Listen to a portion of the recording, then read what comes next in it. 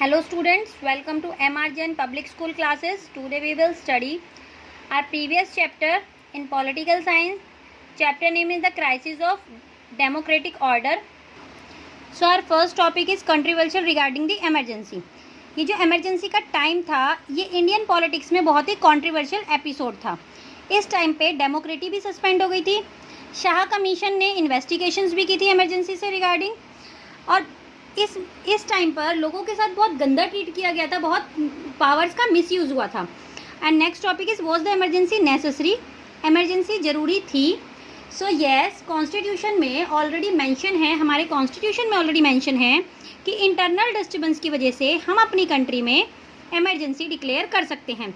But during the emergency government ने argue करना start किया कि that in democracy oppositions party वाले जो लोग हैं वो उनका काम अच्छे तरीके से अकॉर्डिंग टू पॉलिसीज़ नहीं करने दे रहे हैं.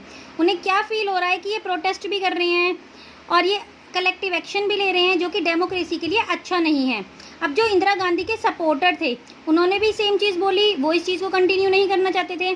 तो इसी चीज़ इन्होंने क्या बोला कि ये एडमिनिस्ट्रेशन काम को करने से डिस्ट्रैक्ट हो रहे हैं, यानी कि जो भी ऑफिशियली वर्क है इनके वजह से जो प्रोटेस्ट वगैरह कर रहे हैं वो अपने काम को करने से डिस्ट्रैक्ट हो रहे हैं, जिसकी वजह से कंट्री में डेवलपमेंट नहीं हो पाएगी. तो इंदिरा गांधी ने एक लेटर लिखा शाह कमीशन को जिसके अंदर ये सारी चीज़ें मेंशन थी. अब कुछ और पार्टी जैसे कि सीपीआई ये वापस चली गई थी कांग्रेस के पास ड्यूरिंग द इमरजेंसी, लेकिन बाद में इन्हें ये फील हुआ कि नहीं, हमने इनके पास वापस आके गलती की. Our next topic is what happen during the emergency. Emergency के टाइम पे क्या हुआ था देखिए. फर्स्ट ऑफ ऑल गवर्नमेंट की जो पावर थी, गवर्नमेंट की पावर्स का मिसयूज़ किया गया था. गवर्नमेंट ने ये बोला था कि ड्यूरिंग द इमरजेंसी हमें लॉ एंड ऑर्डर को मेंटेन करके रखना चाहिए. किस लिए? जिससे कि वेलफेयर प्रोग्राम्स, ये जो वेलफेयर प्रोग्राम्स हैं गरीब लोगों के लिए, इन्हें भी इम्प्लीमेंट करना चाहिए. अब क्या था, जो इंदिरा गांधी है उन्होंने 20 पॉइंट्स प्रोग्राम इंक्लूड किए इसी में, जैसे कि लैंड रिफॉर्म्स किए, लैंड रीडिस्ट्रीब्यूशन किए, एग्रीकल्चर वेजेस को लेके, बॉन्डेड लेबर्स को लेके एटसेट्रा. इस टाइम पे इमरजेंसी के टाइम पे 676 यानी कि 676 ऑपोजिशंस लीडर को अरेस्ट किया गया था. लेकिन according to Shah commission report इसमें 1,11,000 पीपल्स थे. इनकी रिपोर्ट के अकॉर्डिंग ये भी मेंशन था कि दिल्ली पावर सप्लाई को ये ऑर्डर दिया गया था कि न्यूज़पेपर्स की 26 जून 1975 को इलेक्ट्रिसिटी कट कर दी जाए. और क्या हुआ था, जो ये जो टाइम था, इस टाइम पर लोगों ने, यानी कि जो गवर्नमेंट की जिनके पास पावर थी, जो पीपल्स थे, उन्होंने इसका मिसयूज़ तो किया, लेकिन जो प्राइम मिनिस्टर के यंगर सन्स थे जिनके पास कोई पोजीशन नहीं थी, ऑफिशियली कोई पोजीशन नहीं थी, उन्होंने भी ऑफिशियली वर्क में, फंक्शंस में इंटरफेयर करना स्टार्ट किया. अब लेसन ऑफ इमरजेंसी, हमें इमरजेंसी से लेसन क्या मिला? हमें ये लेसन मिला कि बहुत से लोगों ने ये ऑब्जर्व किया कि ड्यूरिंग द इमरजेंसी डेमोक्रेसी नहीं बची थी. तो India is not a democratic country during the emergency. Emergency के टाइम पे इंडिया एक डेमोक्रेटिक कंट्री नहीं मिली थी. तो हमें फर्स्ट लेसन क्या मिला कि डेमोक्रेसी को डिफ़िकल्ट टाइम में, extremely difficult to away with the democracy in India, की हम इंडिया से डेमोक्रेसी को दूर करना बहुत ही डिफ़िकल्ट है, दिस इज़ नॉट पॉसिबल. लेकिन इमरजेंसी के टाइम पे क्या देखा गया था कि वो नहीं है, बहुत ऑलमोस्ट ख़त्म हो चुकी थी. In bought out some ambiguities regarding the emergency provision in the constitution that have been rectified since. then हमने क्या फील किया इमरजेंसी के टाइम पे कि during the emergency everyone more aware value of civil rights. बहुत से लोग, बहुत से means almost all the people, all the citizens aware हो चुके थे अपने सिविल लिबर्टीज से.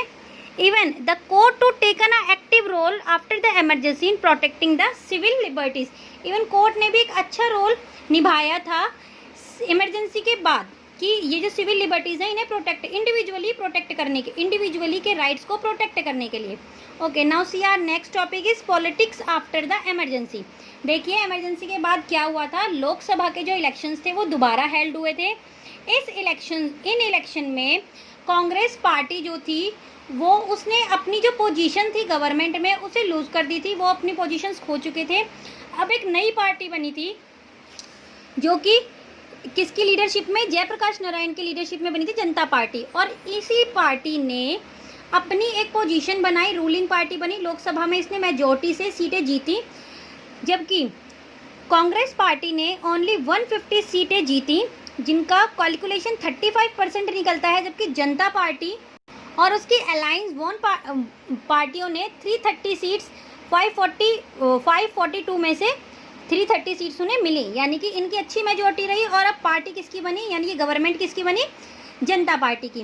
बट ये जो जनता पार्टी थी ये ज़्यादा लंबे टाइम तक काम नहीं कर पाई, वर्क नहीं कर पाई। क्यों? क्योंकि देखिए, ना तो इन्हें एक्सपीरियंस था हमें वर्क किस तरीके से करना है, ना इनके पास किसी की लीडरशिप थी, ना इनके पास कोई कॉमन प्रोग्राम थे, यानी कि इनके पास इन्हें कुछ नॉलेज नहीं थी, एक्सपीरियंस नहीं था। तो 18 मंथ के अंदर क्या होता है, इनकी सरकार गिर जाती है और दोबारा से फ्रेश इलेक्शन होते हैं, जिसमें इंदिरा गांधी दोबारा से जीत जाती है, यानी कि कांग्रेस पार्टी को दोबारा सीट मिलती है। 353 सीट से ये वापस आ जाती है पावर में और दोबारा से कांग्रेस पार्टी की गवर्नमेंट बन जाती है।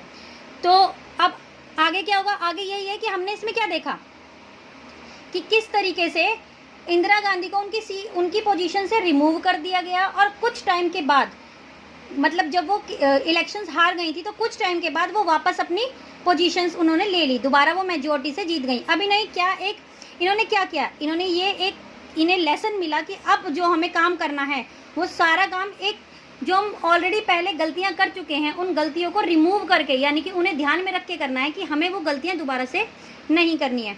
तो यहाँ पे हमारा चैप्टर खत्म होता है। Thank you, have a nice day.